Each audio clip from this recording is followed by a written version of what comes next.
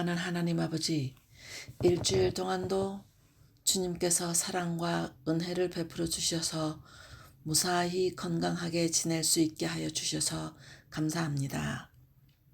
돌아보면 저희의 부족함으로 인해 실수하고 주님의 뜻에 순종하지 못한 삶을 살았음을 고백합니다. 하나님을 잊고 예수님의 삶과 뜻을 생각하기보다 나의 삶에만 집중하였습니다. 주님의 뜻에 예민하게 반응하기보다 내 자아가 원하는 것에 더 예민했음을 고백합니다. 나의 말과 행동 그리고 마음속에 나오는 의도들이 순수하지 않고 죄를 정당화시키려는 태도를 고백합니다. 주변 사람들의 아픔과 고통보다 나의 아픔과 고통만 집착했음을 고백합니다. 주님께서 지신 십자가와 그 보혈을 의지합니다. 예수님의 속죄의 능력으로 저희 죄를 용서하여 눈과 같이 희게 하여 주시옵소서. 주님만이 참된 안식을 주시는 분임을 고백합니다. 주님의 은혜를 의지하여 무릎 꿇고 기도드리는 저희 모두에게 소망과 기쁨 가운데 안식일을 맞이할 수 있도록 하여 주시옵소서. 내일은 오늘보다 더 주님을 사랑하고 주님의 뜻에 더 순종하여 예수님의 부활의 능력을 체험할 수 있도록 도와주세요. 이 시간 하나님의 말씀을 전하시는 목사님을 성령의 권능으로 인도하시고 저희를 깨우치는 외침이 되게 하셔서 귀한 한 시간이 될 수 있도록 하여 주시옵기를 우리 주 예수 그리스도의 이름으로 간절히 기도드립니다. 아멘.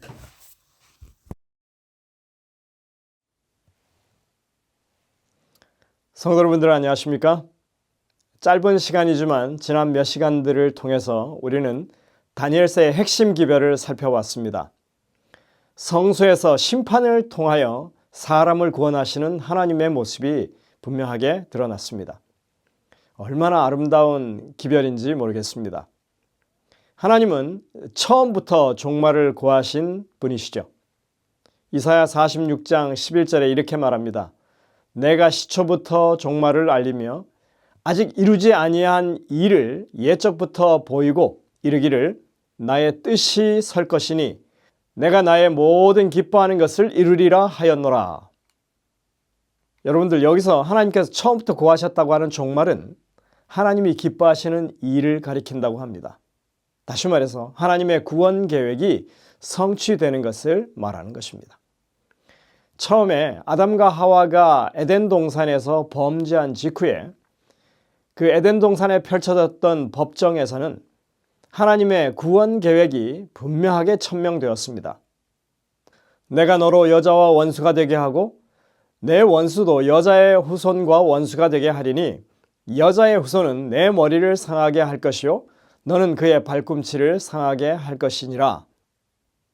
창세기 3장 15절의 이 말씀을 신학자들은 구속의 경륜이라고 부릅니다. 여기서 너, 다시 말해서 뱀이죠. 사단을 가리킵니다. 여자는 하와를 가리키고 다시 말해서 하와로부터 말미암아 형성되는 하나님의 백성을 상징하는 것입니다. 그리고 여자의 후손은 다름 아닌 이 땅에 오실 메시아 예수 그리스도를 가리킵니다. 뱀으로 묘사된 이 사단은 예수님의 발 뒤꿈치를 물 것이라고 합니다. 다시 말해서 그분을 죽이려 할 것이라고 하는 것입니다. 하지만 여인의 후손 예수님은 뱀의 머리를 상하게 할 것이다 라고 말합니다. 즉 예수님을 십자가의 죽음으로 내몬 사단은 결국 그의 본색이 드러나게 되어서 오히려 치명타를 입게 될 것을 예언하고 있는 것입니다. 이러한 구원의 계획이 이미 에덴 동산에서부터 분명하게 우리에게 보여졌습니다. 하나님은 심판을 통해서 당신의 백성을 구원하신다고 하는 것입니다. 이것이 성경이 말하는 성경의 주제입니다. 예수님께서 십자가에 달려 돌아가신 사건이 어떤 의미인지 바울이나 요한은 이렇게 증언하고 있습니다. 자녀들은 혈과 육에 속하였음에 그도 또한 같은 모양으로 혈과 육을 함께 지니심은 죽음을 통하여 죽음의 세력을 잡은 자, 곧 마귀를 멸하시며 또 죽기를 무서워함으로 한평생 매여 종노릇하는 모든 자들을 놓아주려 하심이니. 계시록에는 이렇게 말합니다. 내가 또 들으니 하늘에 큰 음성이 있어 이르되 이제 우리 하나님의 구원과 능력과 나라와 또 그의 그리스도의 권세가 나타났으니 우리 형제들을 참소하던 자 곧 우리 하나님 앞에서 밤낮 참소하던 자가 쫓겨났고. 이 두 구절을 통해서 우리가 볼 수 있듯이 예수님의 십자가 사건은 사탄의 이 죄악이 온 우주 앞에 공개되는 그런 사건이었던 것입니다. 그는 더 이상 세상의 통치권을 행사할 수 없다고 하는 것입니다. 여러분, 다시 이 창세기 3장에 있는 에덴 동산의 법정을 한번 주목해 보시길 바랍니다. 에덴 동산은 범죄한 인류가 예배를 드리는 성소였다고 하는 사실을 여러분 아셔야 합니다. 에덴 동쪽 입구에 두루 도는 화영금을 두셨다고 했을 때 그것은 지상성소의 임재의 상징으로 보였던 쉐키나를 의미했습니다. 단어가 같은 것입니다.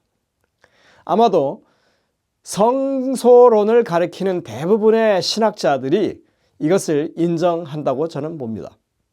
그리고 엘렌 화이트도 아담의 후손들이 홍수 전까지 에덴 동산 입구에 와서 하나님을 경배했다고 하는 것을 기록하고 있습니다.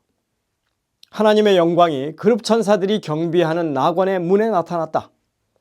하나님의 영광이 그룹 사이에 나타났으며 후에는 이것을 쉐키나라고 불렀으며 이스라엘 예배의 중심인 지성소 안에 거하였다. 아담과 그의 아들들은 이곳으로 하나님을 예배하기 위해 나왔다. 부조와 선지자 62쪽에 와이스는 이렇게 기록했습니다. 자, 그렇다면 태초부터 에덴이라고 하는 성소에서 하나님은 심판을 통해서 구원을 선포하셨던 것입니다. 하나님은 성소에서 심판을 통해 당신의 백성을 구원하십니다. 이것이 성경이 한결같이 가르치는 일관된 기별입니다. 이것을 우리는 다니엘서 전체를 통해서 분명하게 보게 된 것입니다. 여러분들, 이것이 구성상의 증거가 있다고 했죠. 이 전반부와 후반부가 어떻게 구성되었는지 우리가 살펴봤었습니다. 다니엘서의 중심부에서는 이 성소에서 심판을 베푸시는 하나님을 우리에게 확증시켜 줍니다. 그리고 그 의미를 우리에게 깨닫게 해줍니다. 이 전반부의 결론격인 다니엘서 7장에는 보좌에 앉으셔서 심판을 베푸시는 하나님의 모습이 나옵니다. 그리고 후반부의 첫 부분인 다니엘서 8장에서는 성소에서의 심판, 대속죄일에 관한 기별이 나오죠. 이 둘은 사실은 같은 심판을 이야기하고 있습니다. 쉬운 버전으로 보건 또는 고급 버전으로 보건 간에 다니엘서의 핵심은 성소에서의 심판입니다. 또한 그 심판이 베풀어지는 시기도 다 동일합니다. 이 7장에서 보면 네 번째 짐승의 작은 뿔 다음에 심판에 관한 이야기가 나옵니다. 그리고 8장을 살펴보시면 작은 뿔의 활동 후에 이 성소의 정결, 즉 대속죄일 심판에 대해서 이야기하는 것입니다. 그리고 그 시기는 다니엘 8장과 9장을 연결시켜서 우리가 연구해 보면 1844년이라고 하는 것을 분명하게 깨달을 수 있습니다. 우리는 예수 그리스도의 성소 사역에 대해서 분명히 이해하기 위해서 성소의 절기를 다시 한번 정리해 봐야 합니다. 성소의 속죄 시스템은 매년 6월절의 어린 양 제사로 시작해서 대속죄일로 마쳐지게 됩니다. 이스라엘 백성들은 6월절 어린 양을 잡으면서 출애굽하고 그들이 구원의 여정을 시작했습니다. 이것처럼 모든 제사 시스템, 속죄 시스템은 6월절 어린 양을 잡으면서 시작하는 것입니다. 그리고 6월절로 시작해서 대속죄일이 되기까지 그 중간의 모든 기간은 모두 다 매일 드리는 제사가 채우고 있습니다. 그리고 대속죄일에 가면 성소를 통한 속죄 사역이 종결되는 것입니다. 하나님께서 아주 치밀하게 구원을 계획하신 것입니다. 예수님은 이 땅에 오셔서 6월절에 십자가에서 6월절 어린 양으로서 돌아가심으로써 6월절을 성취하셨습니다. 그리고 부활하고 승천하셔서 하늘 성소에 단번에 들어가셨다고 성경은 기록하고 있습니다. 염소와 송아지의 피로 하지 아니하고 오직 자기의 피로 영원한 속죄를 이루사 단번에 성소에 들어가셨느니라. 그리고 주님의 보혈을 통해서 하늘 성소에서 봉사가 매일매일 하나님의 정하신 때 2300주야의 끝이 이르기까지 오랫동안 이어져 왔다고 우리는 이 예언을 통해서 배우는 것입니다. 드디어 2300주야가 마치는 1844년인 그때 대속죄일 봉사가 이제 시작되었다고 우리는 말하는 것입니다. 그런데 이러한 사실을 예언하시면서 다니엘서에서는 8장 가운데 이 성소 사역과 관련되어서 아주 놀라운 사실을 하나 강조하고 있습니다. 우리가 이제껏 그 중요성을 간과해 왔다고 할 수 있습니다. 8장에서는 단지 나라들의 흥망성쇠만을 다루지 않습니다. 이 작은 뿔이 행한 그 악행 가운데 성소 사역을 방해하는 일에 대해서 아주 반복해서 이야기합니다. 다니엘 8장을 여러분들이 읽어보시면 성소 정결이라고 하는 단어는 한 번 나오는 반면에 매일 드리는 제사와 관련된 것은 3번이나 나옵니다. 그럼 매일 드리는 제사를 어떻게 했다는 것입니까? 그것을 망하게 하거나 그리고 넘겨주는 일을 했다고 그렇게 말하고 있습니다.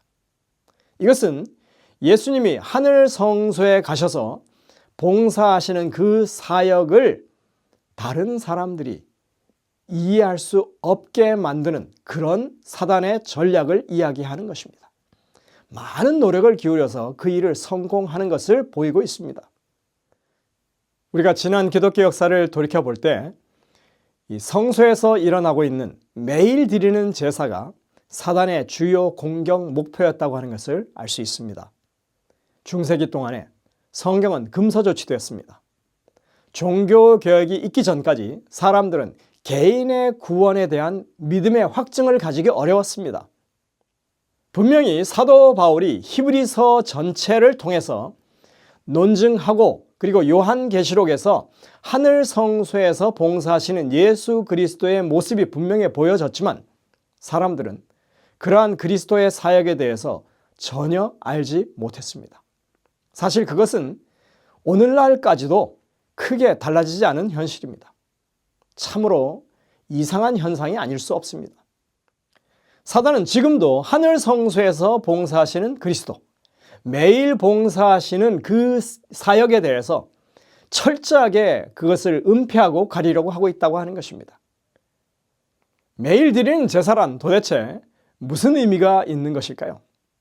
첫째, 그것은 지상 성소에서 행해지던 아침 저녁의 번제를 의미합니다.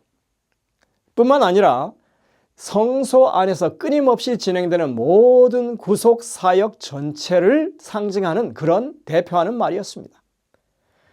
번제단의 불은 항상 타고 있어야 했습니다. 금 등대의 등불은 꺼지면 안 됐습니다. 떡상의 떡은 언제나 여호와 앞에 놓여 있어야 했습니다. 분향단의 불씨는 언제나 타야만 했습니다. 매일 드리는 제사라고 했을 때 히브리어로 타미드라고 하는 단어를 사용하고 있는데 이거는 이 항상이라고 하는 의미만 있고 이 제사라고 하는 의미는 없는 단어입니다. 따라서 매일 드리는 제사라고 하는 것은 조석 번제를 포함해서 성소에서 매일같이 쉬지 않고 행해지는 인간을 구원하기 위한 하나님의 구원 사역을 총칭하는 그런 말인 것입니다. 여러분들, 예수님께서 승천하신 후에 하늘 성소에 들어가서 봉사하신다고 하는 그 사실은 우리의 하루하루의 구원이 보장된다고 하는 것을 의미하는 것입니다. 매일의 번제를 생각해 보시기 바랍니다. 아침 번제는 지난 밤 사이에 지어졌던 모든 회중의 범죄를 덮어주는 그런 제사였습니다. 그리고 저녁 번제는 낮 시간 동안에 지은 모든 죄를 덮어주는 그런 사역이었습니다. 백성들이 인지하든 하지 못하든 그런 사이에 성소에서는 여전히 그들을 위한, 그들을 속죄하는 사역이 쉼없이 계속되고 항상 그렇게 있었다고 하는 것입니다. 그들의 매일의 삶은 하나님의 이 속죄의 은혜 덕분에 하나님의 임재의 영광 안에 머물러 살아갈 수 있었다고 하는 것입니다. 이것이 성소를 통해서 구원을 베푸시는 하나님의 계획인 것입니다. 6월절에 일어난 사건, 예수 그리스도의 이 십자가 사건은 죄의 삭은 영원한 사망이라고 하는 죄에 대한 심판을 예수님이 대신 치르신 것이었습니다. 또한 매일 드리는 제사는 매일의 심판을 통해서 우리를 구원하시는 그런 그리스도의 사역을 말합니다. 시편 7편에 보면 이렇게 노래합니다. 여호와께서 만민에게 심판을 행하시오니 여호와여 나의 의와 나의 성실함을 따라 나를 심판하소서. 11절입니다. 하나님은 의로우신 재판장이시며 매일 분노하시는 하나님이시로다. 이 시편 7편 11절을 킹제임스 역에서는 하나님은 의인을 심판하시며 라고 이렇게 번역하고 있습니다. 하나님은 심판을 통해서 의인을 구원하신다는 것입니다. 따라서 여기서 말하고 있는 하나님의 매일의 분노하심은 사실은 종말에 있을 악인들에 대한 하나님의 이 거룩한 진노에 관해서 말하는 것이 아니라 의인을 하루라도 죄 가운데 둘 수 없다고 하는 하나님의 이 아주 절박한 심정을 이렇게 표현한 것으로 볼 수 있는 것입니다. 하나님께서는 우리가 매일매일 속죄의 은혜로 온전한 구원 안에 머물기를 바라십니다. 이것이 매일 드리는 제사의 분명한 의미인 것입니다. 6월절의 완전한 속죄, 매일매일의 구원의 은혜, 그리고 이러한 이 속죄의 이 단계에서 맨 마지막에 이 대속죄일의 최종 구원 확정 심판으로 이어지는 이 내용, 십자가의 희생이 있었기에 우리의 구원이 확정된 것입니다. 매일매일의 속죄의 기록이 있어서 우리가 구원받는다는 것입니다. 이 6월절 십자가 사건은 결코 단독 사건이 아닙니다. 그것은 예수 그리스도의 하늘 성소 봉사와 연결되어서 매일매일 진행되는 사역으로 이어지고, 그리고 그것은 최종적 구원의 확정 심판으로 이 대속죄일 사역과 연결되는 것입니다. 여러분들, 이것은 그저 단순한 십자가로 구원받았다가 아니라 십자가로 시작한 대속죄일로 이어지는 이 삼중 구원의 이 보장의 시스템인 것입니다. 이 얼마나 크신 하나님의 은혜입니까? 얼마나 치밀하고 안전한 구원의 계획입니까? 이런 거룩한 하나님의 구원 섭리가 중세기 동안 그 무지몽매했던 백성들에게 가르쳐 졌었더라면 얼마나 많은 사람들이 이 구원의 확신을 가지고 기쁨의 삶을 살아갈 수 있었겠는가 하는 것입니다. 그러나 그것은 철저하게 봉쇄되고 숨겨졌습니다. 바울이 히브리서를 통해서 분명하게 증거했던 말씀들이 얼마나 구구절절 절박한 설교였는지 우리가 다시 한번 생각하지 않을 수 없습니다. 그러므로 우리에게 큰 대제사장이 계시니 승천하시니 곧 하나님의 아들 예수시라. 우리가 믿는 도리를 굳게 잡을지어다. 우리에게 있는 대제사장은 우리의 연약함을 동정하지 못하실 이가 아니요 모든 일에 우리와 똑같이 시험을 받으신 이로되 죄는 없으시니라. 그러므로 우리는 긍휼하심을 받고 때를 따라 돕는 은혜를 얻기 위하여 은혜의 보좌 앞에 담대히 나아갈 것이니라. 여러분들, 우리가 이러한 사실을 알고 이 바울의 설교를 들으면 얼마나 파워풀한지 모릅니다. 우리는 1844년 2300주가 끝난 다음부터 이제 예수님의 대속죄일의 사역이 진행 중이라고 하는 것을 알고 있습니다. 하지만 여전히 우리의 하루하루 삶 속에는 그리스도께서 매일 드리는 봉사, 제사를 하고 있다고 하는 것, 그것이 우리에게 효력이 있다고 하는 것을 우리는 분명히 알아야 합니다. 그래서 이 마지막 때에 와서 밝혀지고 있는 이 성소의 기별은 참으로 강력한 복음이 아닐 수가 없는 것입니다. 계시록 14장 6절부터 7절은 이러한 사실에 대해서 분명하게 외치고 있습니다. 또 보니 다른 천사가 공중에 날아가는데 이 다른 천사는 첫 번째 천사입니다. 땅에 거주하는 자들 곧 모든 민족과 종족과 방언과 백성에게 전할 영원한 복음을 가졌더라. 그가 큰 음성으로 이르되 하나님을 두려워하며 그에게 영광을 돌리라. 이는 그의 심판의 시간이 이르렀음이니 하늘과 땅과 바다와 물들의 근원을 만드신 이를 경배하라 하더라. 계시록에 나타나고 있는 마지막 시대를 향한 하나님의 천사들의 기별 가운데 첫 번째 천사의 기별은 임박한 심판을 우리에게 이야기하고 있습니다. 그러나 이 심판은 성소에서 진행되는 구원의 심판을 가리키는 것입니다.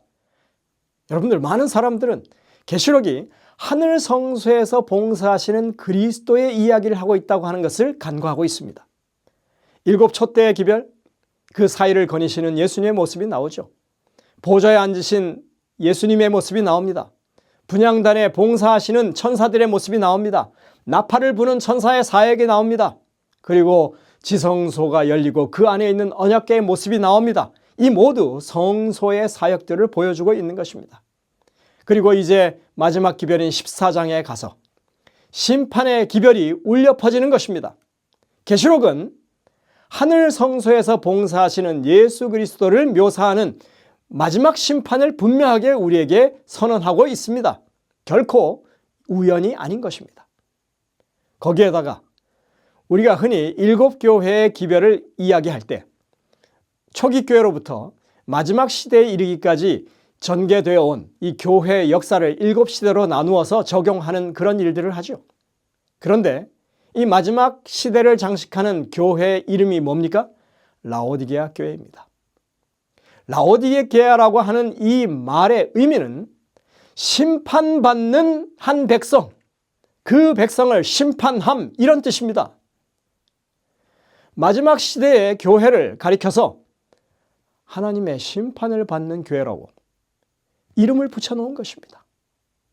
여러분들, 이러한 것들이 모두 그냥 우연찮게 벌어지는 일들일까요? 이 기별들은 분명히 통일성을 가지고 있습니다.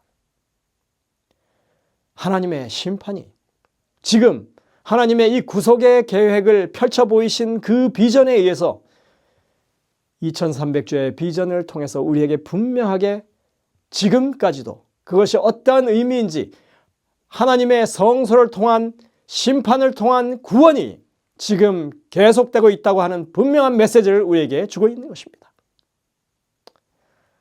제가 이 뉴욕에 이사를 했을 때 얼마 되지 않아서 교통경찰로부터 이 티켓을 5장을 무더기로 발급받은 적이 있습니다. 그 경찰이 아마 작정을 하고 저를 그렇게 괴롭히려고 했던 모양입니다. 할 수 없이 법정에 출두하라고 하니까 마을 법정에 티켓을 가지고 갔더니 그곳에 이 서기가 여자분인데 아주 친절하게 이 5개 티켓 하나하나에 대해서 어떤 서류를 마련해야 하고 무엇을 해야 되는지 저에게 알려줬습니다. 그리고 재판 날짜가 되어가지고 서류들을 챙겨서 이제 법정에 출두를 했습니다. 많은 부담이 됐죠. 그런데 그 법정의 분위기는 참 달랐습니다. 판사나 그쪽에 있는 법정의 서기나 또 아마 변호사도 있는 것 같아요. 근데 이 사람들이 모두 저에게 상당히 우호적이고 친절하게 대해주고 저의 상황을 이해하는 듯이 그렇게 하는 것입니다. 그리고는 몇 가지를 묻고 하더니 판사가 이 5개 티켓의 모두에 대해서 기각을 했습니다. dismissed 이렇게 한 것입니다. 여러분들, 이 법정이라고 하는 것이 결코 부정적인 의미가 있는 것이 아닙니다. 하나님께서 이제까지 에덴 동산에서부터 이 마지막 시대까지 펼쳐오시는 성소에서의 심판의 법정은 우리에게 유리하고 우리를 구원하기 위한 하나님의 구원의 계획이라고 하는 것을 우리가 알 수 있는 것입니다. 여러분들, 우리는 이 짧은 시간 동안 성서 예언을 통해서 하나님의 구원이 얼마나 확실한 것인지 배울 수 있었습니다. 성소는 죄인은 우리에게 그야말로 피난처요 구원의 장소입니다. 단 한 번도 중단됨 없이 그러한 구원이 우리를 위해서 예수 그리스도의 하늘 성소 봉사를 통해서 제공되고 있다고 하는 사실을 여러분들 꼭 확인하게 되시기를 바랍니다. 우리를 구원하시겠다고 하는 하나님의 거룩한 약속들, 성소의 그 절기들이 얼마나 깊은 의미를 가지고 오늘날 우리에게까지 다가오고 있는지 여러분들 마음에 새기게 되시기를 간절히 바랍니다. 저는 이번에 다니엘서 2회를 조금 다른 접근 방식으로 시도했습니다. 재림교회의 핵심 기별을 어떻게 하면 더 많은 사람들이 공감할 수 있는 기별로 만들 것인지, 그리고 재림교인들도 조금 새로운 시각에서 다니엘서의 핵심적인 기별을 분명하게 제대로 이해했으면 하는 바람으로 이런 시도를 했습니다. 저는 앞으로도 더 많은 다른 좋은 연구들이 계속해서 교회 안에 새롭게 시도되기를 간절히 소망합니다. 우리는 결코 과거 해석 방식에 매여서 머물러서는 안 될 것입니다. 기별의 본질을 손상시키지 않고 더 하나님의 뜻을 분명히 세울 수 있는 그러한 일을 계속해서 우리가 해야 할 것입니다. 우리의 다음 세대들이 성경 예언에 나타나고 있는 하나님의 구속의 경륜에 대해서 더 공감하고 더 깊이 이해해서, 그래서 그러한 넓은 이해를 가지고 우리보다 더 큰 확신을 가지고 신앙을 행하며 그리고 예수 그리스도의 재림을 준비하는 그런 세대들이 되기를 간절히 바라고 저희들이 기도해야 하겠습니다. 여러분들 그러한 일들이 재림교회 안에 일어날 수 있도록 함께 기도해 주시기를 당부드립니다. 기도하시겠습니다. 하늘에 계신 아버지 하나님, 참으로 우리에게 주신 이 기별들을 인해서 감사합니다. 다니엘서를 통해서 또 계시록을 통해서 하나님이 우리에게 무엇을 제시하고 계신지 우리가 분명히 깨닫게 하시고, 하나님의 심판을 이해하는 백성들로서 이 마지막 시대에 이제는 뜨뜻미지근한 신앙이 아닌 참으로 깨어서 살아있고 활력이 있는 하나님의 백성 교회로 거듭나는 저희 모두가 될 수 있도록 인도하여 주옵기를 예수님의 이름으로 간절히 기도드립니다. 아멘.